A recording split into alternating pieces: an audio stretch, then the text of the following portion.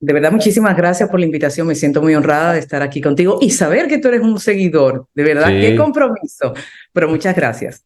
Doctora, estaba haciendo un preámbulo de nuestra conversación y decía, 2 años de pandemia tuvimos, hay mucha gente que terminaron el colegio fuera del colegio, mucha gente que perdió trabajo, muchas familias que quedaron desmembradas.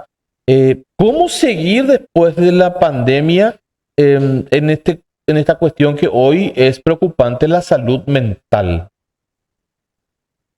Tuve la oportunidad de escucharte y me encantó la explicación que diste porque realmente luego de la pandemia pienso que el ser humano ha tenido que enfrentar situaciones en las cuales no estábamos listos. Es decir, nunca hubo una prevención de qué íbamos a hacer si nos teníamos que encerrar en casa con miedo, porque no tan solo es el encierro, sino el encierro de saber que no tenemos claridad del futuro. Y realmente me encantó cuando tú dijiste, hubo estudiantes que terminaron su bachillerato online, así como universitarios. Cierto. Y fíjate, algo que yo he visto mucho y tengo la oportunidad de trabajar con muchos países es que a no todo el mundo le fue bien con esa práctica. Mucha gente está presentando hoy en día mucha inseguridad, fobia social, estancamiento a nivel académico y a nivel laboral, porque a no todo el mundo le va bien lo virtual, es decir, no todo el mundo tiene la capacidad de concentración y eso no significa que sean menos inteligentes. Y en el COVID, cuando estábamos encerrados, yo veía muchas mamás que me escribían y me llamaban y me decían, mi hijo no hay forma de que se concentre, en el colegio le iba muy bien y ahora está sacando muy malas notas. Y eso crea también en el muchacho una inseguridad, porque cuando tú tienes malas notas, donde tú tenías quizás un buen nivel académico, tú dudas de qué vas a hacer contigo. Además de eso, ejemplo, con los adolescentes y también vivo los jóvenes adultos, para ellos es muy importante la interacción. Y algo que estamos viendo post pandemia es que los muchachos no quieren salir. Se prefieren quedar en una habitación con una tableta. Tienen amigos por esa vía y ellos entienden que eso está bien. Y muchos padres, como están trabajando tanto, que el chico esté en la habitación le da a ellos una cierta tranquilidad. Pero que resulta, los jóvenes necesitan interactuar, los jóvenes necesitan estar con sus iguales.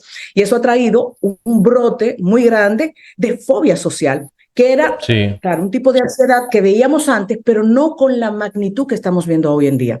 Y un chico con fobia social comienza después, lamentablemente, a tener problemas de depresión. Y cuando Sí. eso se conjuga, uy, ocurren lamentablemente muchísimas situaciones como el suicidio.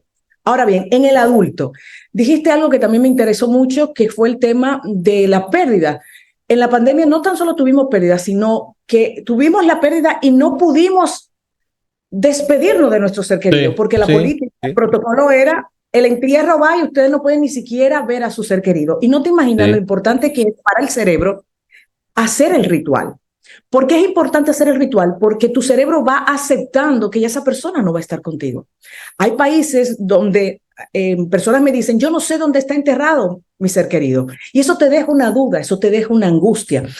Y vivir el duelo es un proceso que lleva tiempo porque tú tienes que aceptar tu pérdida. Y más cuando hablamos de COVID, aceptar que mi pareja, mi hijo, mi padre o mi madre se fue por esta enfermedad, por esta pandemia que no conocíamos, produce muchísimas emociones negativas que lamentablemente, como tú dices, seguir se hace difícil. Hemos visto cómo se ha aumentado el duelo complicado, que es cuando tú te estancas luego de tu pérdida, y hay personas que realmente prefieren quedarse estancados con la sensación y la esperanza de que en algún momento mi ser querido vuelva, porque como no tuvieron ese cierto. entierro, no tuvieron la funeraria, los pésames. Fíjate que hasta los abrazos fueron necesarios en ese momento y no hubo abrazos, no había forma de tener ese contacto, esa interacción. Todo se convirtió en pantalla, teléfono. Lo siento mucho, pero tú estabas en tu soledad. Y a veces el Sí. apoyo y la contención de los tuyos es muy importante para la sanación. Entonces hemos visto cómo ha aumentado con el duelo complicado depresiones, pero también debo de aclararte algo. Mucha gente me dice, no, que la pandemia me trajo ansiedad. No, usted tenía ansiedad y la pandemia se lo intensificó. No, que la pandemia me trajo problemas con mi pareja. No, usted tenía problemas con su pareja.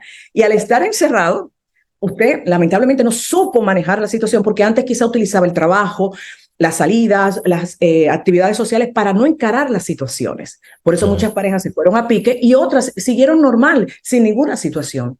Y es que el ser humano tiende a no asumir las situaciones negativas que tiene, sino que buscamos una forma de no encarar, de no confrontar los problemas de pareja, los problemas de depresión, los problemas de ansiedad, los problemas muchas veces de seguridad. ¿Y qué hizo la pandemia? Ponernos en una posición donde teníamos que estar con nosotros mismos. Y era obligado tener que ver lo que estaba ocurriendo en nuestro interior. Y por eso vemos tanto brote luego de la pandemia. Y te juro, cuando comenzó la pandemia, recuerdo reunirme con mi equipo vía Zoom y yo decirles, prepárense que aquí va a haber una situación horrible de ansiedad. Y así fue. Como la gente, al no saber manejar la ansiedad, porque antes la podía manejar bebiéndose unos tragos con los amigos, antes la manejaba quedándose en el trabajo o yendo a la casa de alguien para no escuchar ese ruido interior. Hoy en día le brotaba y no tenía cómo hacer. Y realmente hemos visto cómo se ha incrementado la depresión, se ha incrementado la ansiedad, se han incrementado las adicciones, te cuento. Las adicciones han tenido un disparo impresionante, comenzando por el alcohol. Aquí en República Dominicana fue impactante cómo en el tiempo de COVID aumentó el alcohol y te cuento, bebían más a las mujeres. ¿Por qué bebían más? Porque el alcohol en el momento es un ansiolítico. Cuando tú te lo tomas, tú te relajas. Y muchas comenzaron a utilizar el alcohol para poder dormirse, pero hoy en día tienen la dependencia al alcohol. Entonces, realmente, ¿qué pasa con el ser humano? El ser humano busca lo más fácil, lo más rápido, la inmediatez. Es decir, yo prefiero beberme el trago que hacer una introspección conmigo y comenzar a hacer actividades que a largo plazo es que yo voy a ver resultados. Entonces, prefiero beberme el alcohol. Prefiero tener un amante, prefiero tener compras compulsivas, que fue también algo que se disparó mucho también en el COVID. Doctora, varias cosas que usted por supuesto que cita varias cosas. ¿El hombre o la mujer sufrió más en la pandemia? Te cuento que yo, desde mi perspectiva, con lo que trabajé aquí en República Dominicana y trabajé mucho con Estados Unidos, el hombre le afectó más. Al hombre le afectó más. ¿Por qué? Porque culturalmente el hombre siempre tiene un giro hacia la calle. Tengo que ser proveedor, por lo tanto yo tengo que salir a la calle. La mujer, a pesar de salir también y de tener esa búsqueda de igualdad, fíjate que las mujeres siempre, cuando se nos acaba el trabajo, vamos a la casa porque tenemos responsabilidades, entre esas la crianza de los hijos, que no es que el hombre no la tenga, pero el hombre, la presión mayor es: yo tengo que buscar el dinero, yo tengo que buscar la protección de mi familia. Y para mí, por lo que vi, los hombres sufrieron muchísimo más. Ejemplo, a mí me decían mucho mis pacientes, yo tengo un exceso de cercanía con los míos. Y yo le decía, explícame eso de exceso. Me decían, bueno, Ana, yo amo a mi familia, yo amo a mis hijos, pero ahora estar el día completo me doy cuenta de muchas cosas que antes yo no veía porque trabajaba 12 horas, trabajaba 10 horas. Entonces, no es que la mujer no trabaje, la mujer trabaja, pero la mujer más tiene en su cabeza códigos que tienen que ver con el estar en casa. Eso influyó para que hoy día los divorcios sean la constante. Ha aumentado lamentablemente los divorcios, pero te voy a contar, tiene que ver también mucho con que no conocíamos en totalidad a nuestra pareja. Las parejas hoy en día entran en un compromiso y muchas veces no negocian esas cosas diferentes que nosotros tenemos. Y en la pandemia yo tuve que lidiar con esas diferencias que yo no acepto. Y lamentablemente hemos visto muchos divorcios, pero de parejas jóvenes. Ya las parejas con más años buscan cómo lidiar, buscan la terapia, porque saben que esto es un proyecto a largo plazo, pero cuando se habla de la inmediatez, los jóvenes también entienden que yo no me voy a sacrificar ni yo me voy a comprometer a mejorar esto. Es decir, vemos como que hay lamentablemente una falta de compromiso. Cuando hablamos de los bachilleres, los chicos que terminaron los 2 años de colegio, fuera de las clases, después de que tuvieron 10 años en aula y 2 años, o qué sé yo, 12 años, 2 años fuera del aula, ¿cómo se va a recuperar? Porque hoy día tenemos, como usted bien dijo, chicos inseguros, tenemos chicos que no tienen paciencia, no tienen proyectos, hasta la creatividad les golpeó. ¿Cómo encarar eso desde el punto de vista mi punto de vista de padre o de madre con los hijos?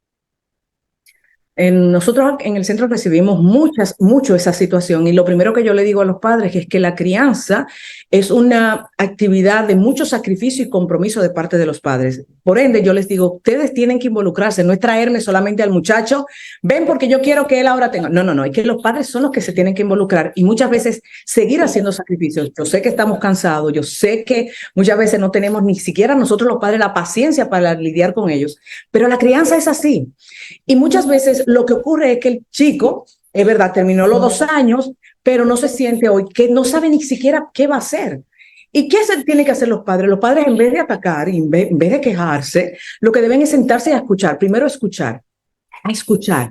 Porque eso es algo que yo siento que los padres han perdido mucho. La escucha activa. Tú tienes que observar y escuchar a tus hijos y no pretender que ellos van a ir donde ti. No, tú tienes que ir donde ellos. Muchos padres me dicen, no, no, yo estoy aquí y él tiene que venir donde mí.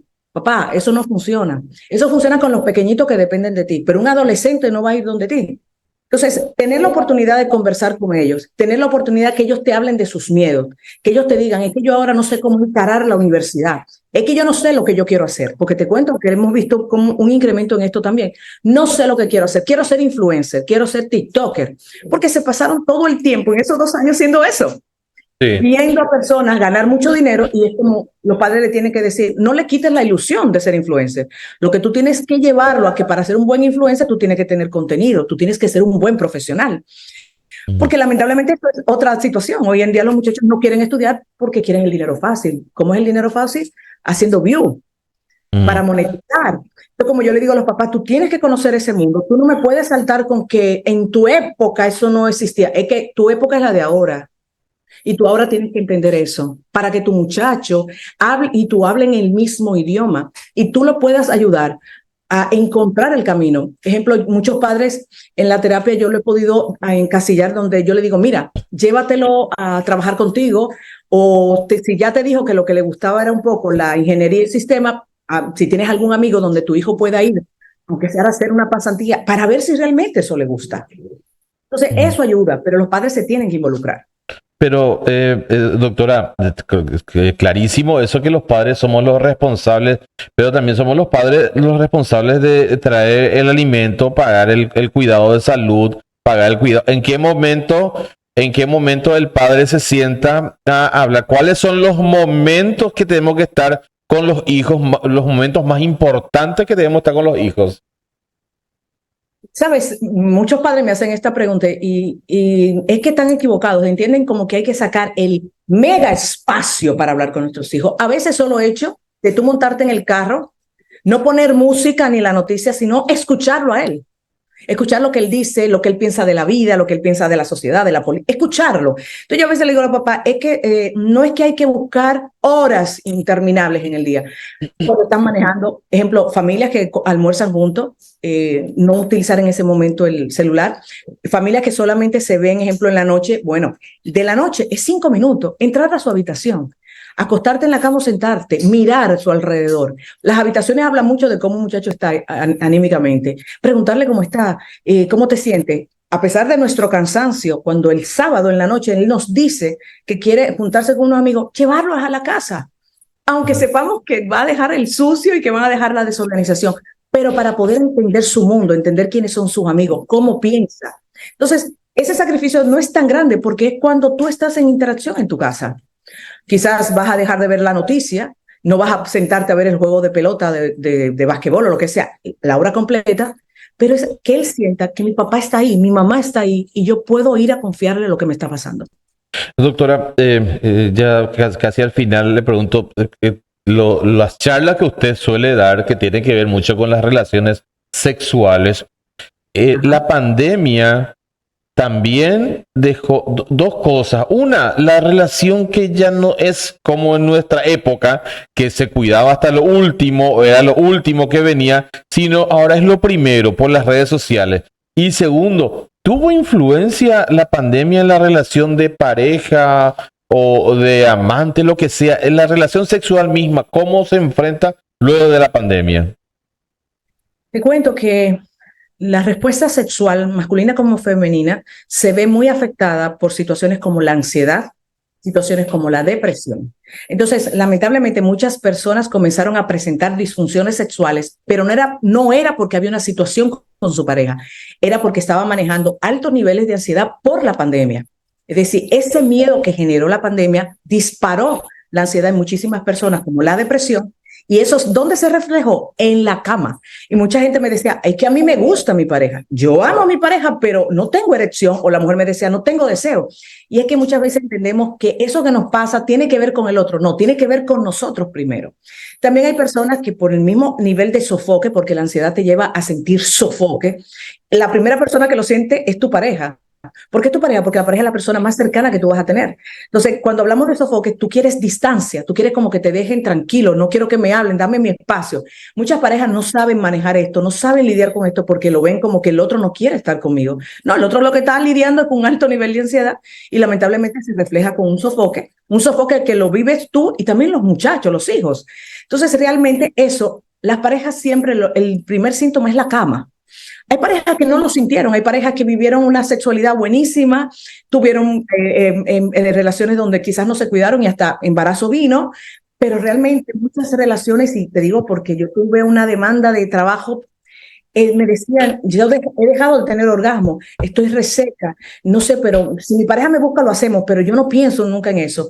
Y yo tengo que irme al origen.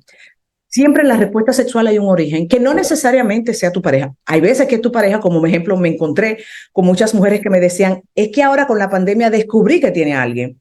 ¿Por qué? Porque dejó el celular mal puesto, porque a pesar de que había toque de queda, él salía, esa mujer se puso en contacto conmigo. Es decir, también no te voy a negar que el tema de las infidelidades creció en la pandemia, porque la infidelidad creció. Y tú vas a decir, ¿cómo creció si estábamos trancados? La infidelidad cibernética creció y por lo tanto, cuando crece la infidelidad, la relación de pareja lamentablemente se desgasta. Doctora, un gusto hablar con usted. Yo no le voy a robar más tiempo. Me gustaría alguna vez invitarla, inclusive. ¿Conoce Paraguay? No, no conozco Paraguay, estoy loca de conocerlo, no lo conozco.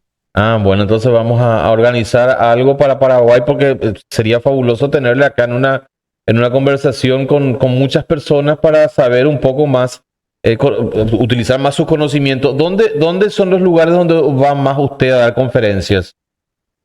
Los Estados Unidos, ejemplo,